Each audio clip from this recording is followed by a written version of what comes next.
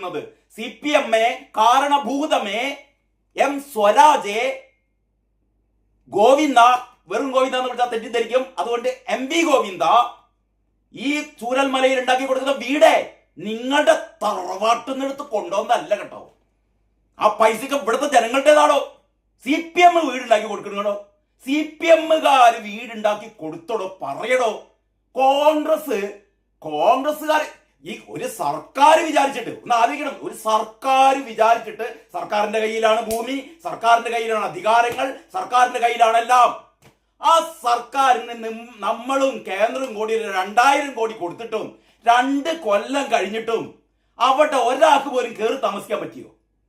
എന്നിട്ടാണ് പറയും കോൺഗ്രസ്സുകാരുണ്ടാക്കി കൊടുത്തില്ല, കോൺഗ്രസ്സുകാരുണ്ടാക്കി കൊടുത്തില്ല, കോൺഗ്രസ്സുകാരുണ്ടാക്കി കൊടുത്തു.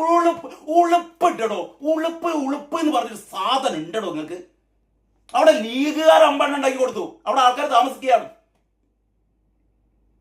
രാജിവെച്ച് പോകേണ്ടതാണ് നിങ്ങളൊക്കെ.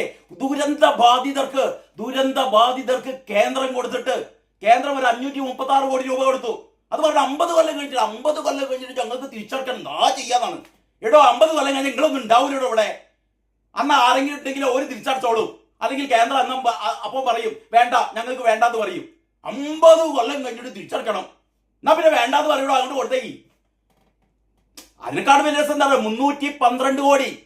കഴിഞ്ഞ ആഴ്ച നിർമ്മല സീതാരാമൻ ലോക്സഭയിൽ പറഞ്ഞതാണ് 312 കോടി രൂപ കേരളത്തിന് അനുവദിച്ചിട്ട് വാങ്ങിയില്ലാന്ന് എന്ന് പറഞ്ഞാൽ ഇതിനൊന്നും അവർക്ക് നേരമില്ലാന്ന്. മാത്രമല്ല ആ വാങ്ങാത്ത എന്തുവാണെന്നറിയോ, അതില് 27 കോടി രൂപ ഏട്ടം വയനാടിന് വേണ്ടിയിട്ടാണ്. വയനാടിന് വേണ്ടിയിട്ട് ഒരു 27 കോടി രൂപ ഉണ്ട് അതിൻ്റെ അകത്ത്. ഇവർക്ക് വയനാടിന്റെ പൈസ വേണ്ട. വയനാടിന്റെ പൈസ കുന്നുകൂടി കിടക്കല്ലേ, കുന്നുകൂടി കിടക്കുകയാണെന്ന് നമ്മുടെയൊക്കെ ധാരണ. അത് മുട്ടടിച്ചു പോയോന്ന് പഠിച്ചോലറിയാം. അപ്പൊ ഏതായാലും